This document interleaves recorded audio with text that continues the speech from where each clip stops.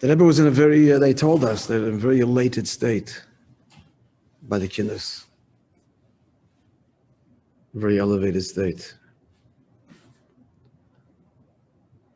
It was a big simcha, as much as he demanded of us, and like nowhere near finishing the job yet. Same time was great simcha and tainuk. Okay, so we're up to now Chazorah, the basic question of the Maimer. The question of the Maimer, two questions. The original question answered at the end of the Maimer. Why is it tefillah b'tzibur dafke and not just tefillah? And the second question to understand that is the question of ha'ovis hein merkava. That the ovis, which they're avodah, why is he talking about the ovis? Because they are the avodah of the three pillars, which the pasuk Podoh בשלום nafshi speaks of. Tefillah b'tzibur being one of them. That's in of Yitzchak, but the other two, of course, is Gemilas Chasadim and Torah. So to understand Tefillah b'tzibur is to understand the whole lineage of the avodah of a Yid, B'chlal, in these three kavim. How do you understand that? By understanding the avodah of the ovis over the natural divine merkava, which began with the question, what is meant by ovis heinin ha-merkava? Merkava is elam abriya, and the ovis elam atzilis. Basically, that's so. Why are they described as a merkava? And moreover, the whole idea of a merkava, a chariot, a vehicle, implies a sense of separation.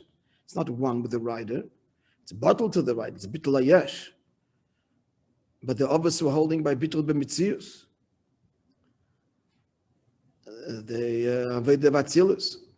So the end, of course, of the Maimer comes out that there's two levels of merkava. Both of them, the general outline is that the merkava serves to lift the Adam to loy Adam. But in loy Adam itself, there's two levels. Two levels of bittul, in other words. Loy Adam means bittul. The word Adam is a gematria ma, and the word ma conveys two opposite meanings. It means something and it means nothing. So the Yid has the capacity of both. It could be one or the other, or even more deeper, it's both. That's the end. That the ma, the mitzias of the midas of the person, it's not tempered and suffered and compromised. It's b'chol ha'toikef and utterly bottom. That's the ultimate fusion. That's the avodah of the office. But to understand that is a whole arichas first in the merkava. So what's needed in merkava? Again, the merkava Yisrael Aleis Gimel is to bring the level of Adam Shalak Kisei. It's a vehicle, it's carrying, it's bringing it somewhere, obviously somewhere higher. So where is it bringing it to the level of Kiloi Adam Holi Yinachim? The pasuk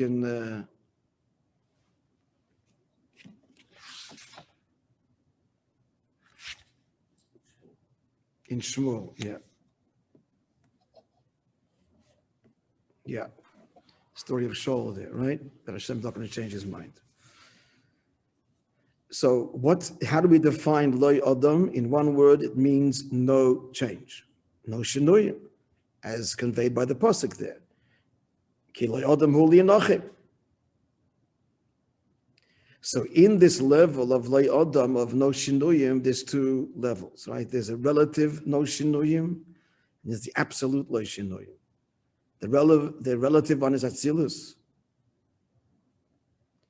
And the ultimate one is the avodah of a Yid is even higher than Atzilus. Again, Atzilus is a beautiful, consistent world. It's consistently holy and appropriate. So there's a union of no shinuyim there. Someone is holding by the level of Atzilus, which means Meichen the godless and maturity. He's dependable. He's got his midas in check. There is this element of unchangingness. You know, you can rely on this person to be the appropriate emotional response to every situation. And in that sense, there's no shinuyim. It's not the ultimate no shinuyim, because there is change. There is change. Every situation changes, and all what's happening here is the moichin controlling the midas. But even the level of moichin is not absolute itself. So the deeper avodah is in etzem hanefesh. That's mamish no shinuyim. That's a pure Ratzon Hashem. Okay, then we're going ahead of ourselves. Let's build the case slowly. So we're looking now at page 219, Eis Gimel, just going through it. So you see down here that a person is subject to change. So even in Seichel, there's change. Sometimes Yemin, sometimes Smile. It's in the mind, the inclination to one direction or another. Obviously, the midas, and that's a level of Maila.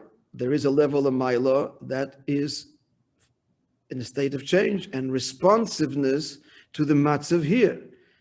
The case in point, Parshas Noach. So clearly, Hashem's consideration initially was, man is naturally evil, I'm done with him. Then man's naturally evil, that's the way he is. So we're going to,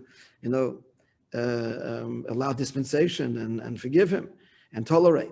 So the very same seichel, the maila, the very same svara expressed in the pasuk, ki yetzer leiv adam ram min urav, almost the same words are used for the reason to destroy the world and not to destroy the world. So there's that dargid that's in a state of shinoi, responsive to the matzav down here. Certainly the midas, sheishis yomim os Hashem, the midas certainly are different. Each day was a very different contrasting creation. Chesed and Gvura, Hasad Dvorim.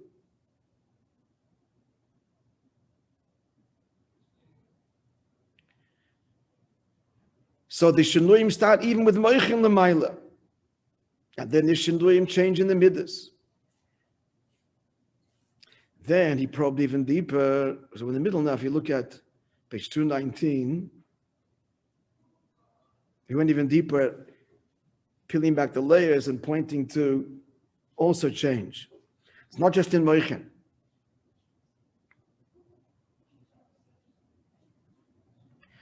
And he identified very levels in Moichin, but even the etzem Moichin, not just the Moichin Shaychus the Midas. Even the etzem Seichel is Svaris Lakan or Lakan. And then even deeper, even in the Ratzon, the Shaykh Shinoi. That even though we say, B'chalal, why would there be change? Change only comes as a result of consideration. Ratzon is pure will, that there's no consideration. I want. It's not a discussion. So why would it change? So he says, but no, but in Ratzon there's a tam komas, there's a hidden, unarticulated reason. So there is room for change. Where is there no change finally? It's dafken pnimis eros.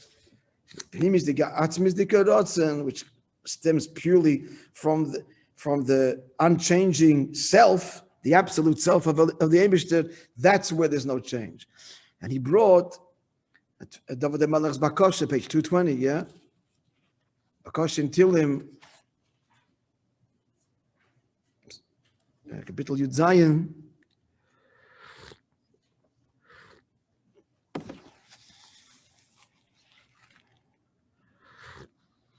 So he says, let's look at the pasuk there together again, the h'tשכ.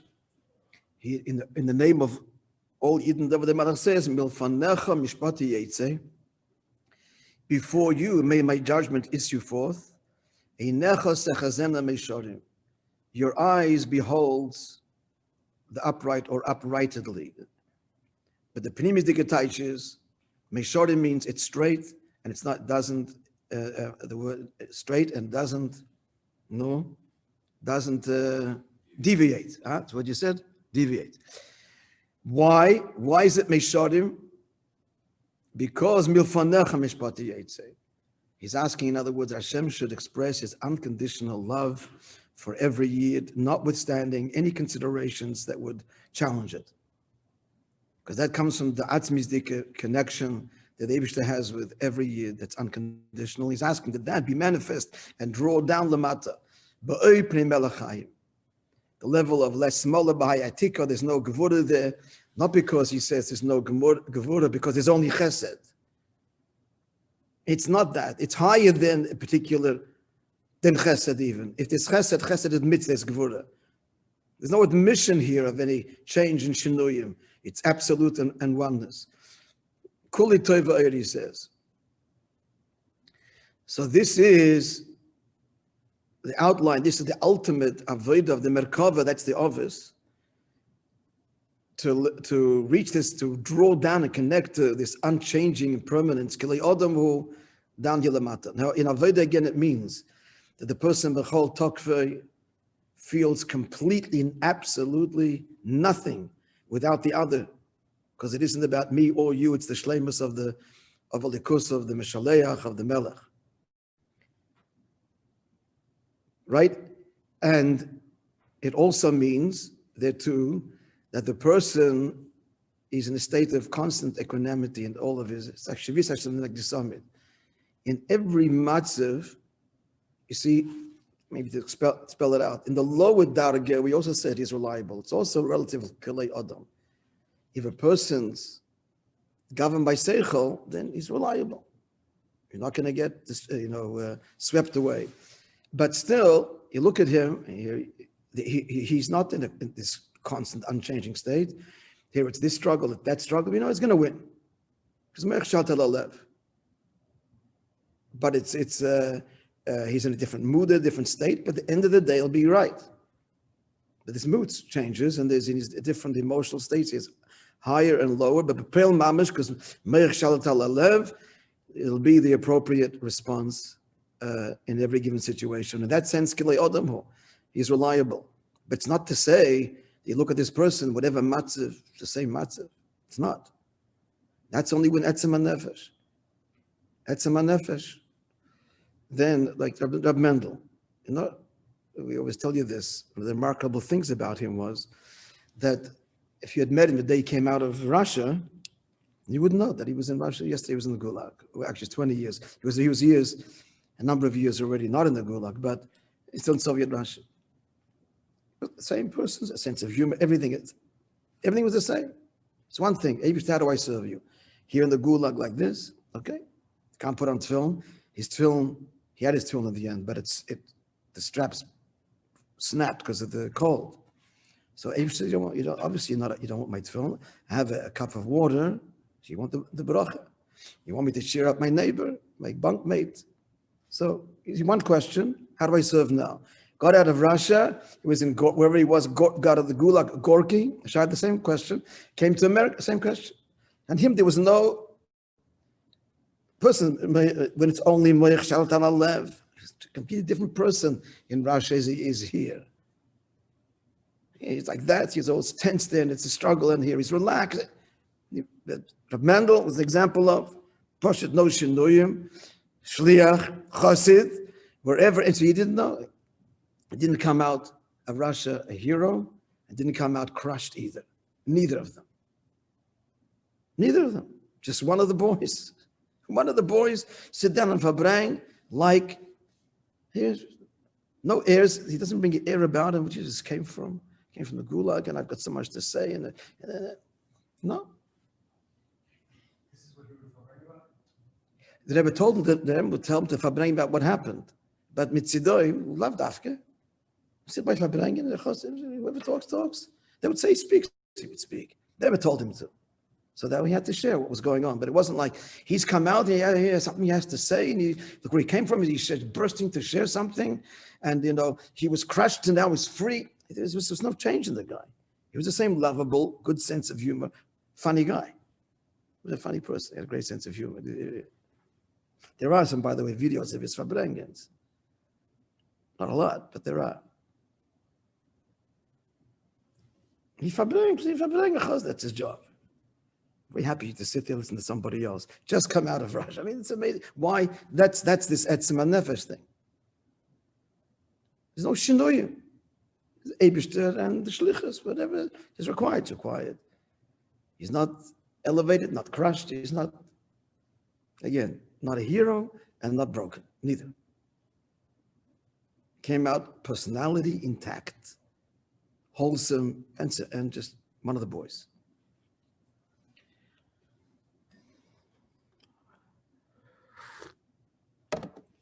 And when we first laid eyes on him, he came to, I think I told you, he came to Australia. He was soon after he came out, he ran around the world collecting money for Kvachabad, for Temchet Mimim. He had a brother-in-law in Australia, Bransky, the shliach responsible for Australia was his brother-in-law. There's three brothers-in-law, him, Zalman, and Ben Seshemtev. They all died in 3 days of each other, not in the same year. But Zalman, Gimel Tammuz, and then Dalet Tammuz and Hey Tammuz. As I remember, Rabbi Groner called an assembly in the shul, and we all came, and the Mendel was davening in the back of the shul. He davened by Arichas, by Avodah, obviously. He hadn't davened in a minyan, didn't know how to daven in the minyan even. Hadn't davened in all his life, most of his life. So not all the years in Russia. So Rabbi Groner was telling us about him, wouldn't say his name, in case he heard it, and told us, do not look around, not turn to the back of the shul. He didn't want it to be uncomfortable that they would sense we were speaking about him. He was oblivious.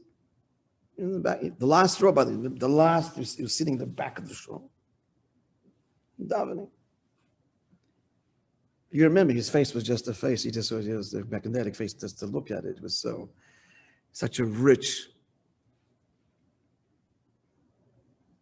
I can't begin to describe his face and his sparkling eyes. So, to understand this, is Dalit. So where is the two Taichinima, something and nothing, and he quotes here from the Zohar, Ma pishpashta ma matzota, what are you searching for? What did you find? There's nothing here, it transcends Mitzias. In Yiddish, nothing to touch, to see and find. So that true level is Ein Sof. That's the even higher Atzmos. Nimtza b'pchinas bilti metzias nimtza, according to the Murder in the Nevuchim. He exists, nimtza, in a way of not being not existence. Does he exist?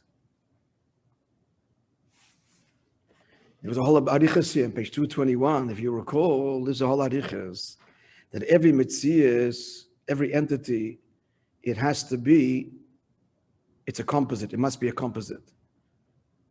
And the foundational composite, this is really the scholar here, so is here to a large degree. There's a lot in this maimah, but chaymer and surah, every entity has matter and form.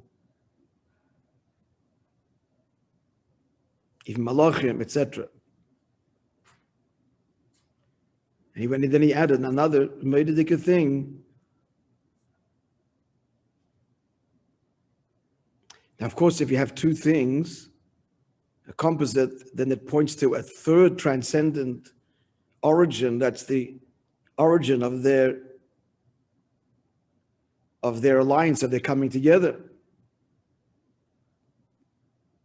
So two things points, if there's two things together, then it's obviously a third.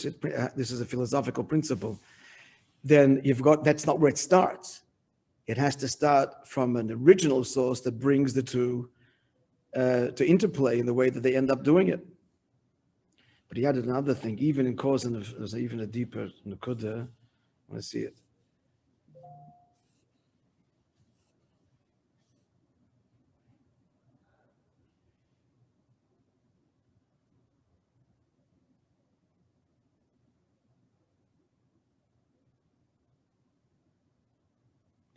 Even something which comes from something else, it's also harkova. There's also fusion here. Even if it's one thing, the source that brought into being and that which is created. Only atzmos, therefore, and therefore all those things are subject to change.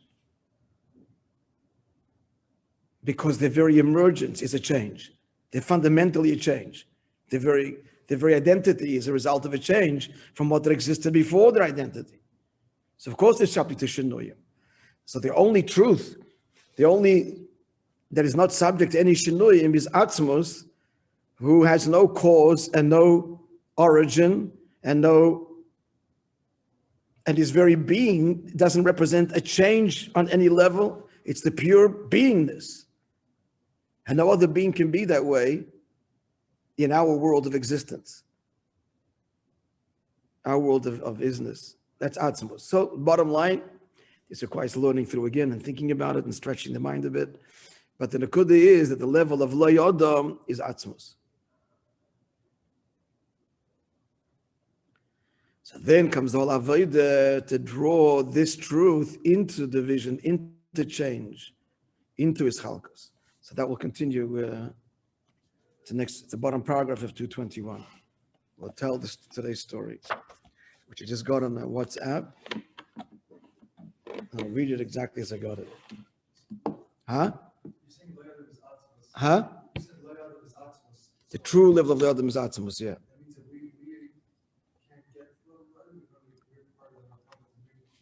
Since the Neshama is Moishe and Atzmos, therefore, yes, we can bring the truth of Atzmos to our changing and diversified life.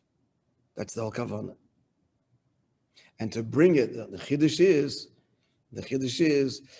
mitzad Atzmos, therefore, there is no compromise in our limitations, chesed and gevurah in its full force, and complete bittul. A complete sense of unchangingness, meaning Eved Avraham, always, at all levels. Okay, we'll continue elaborating, God willing. We'll continue on Monday.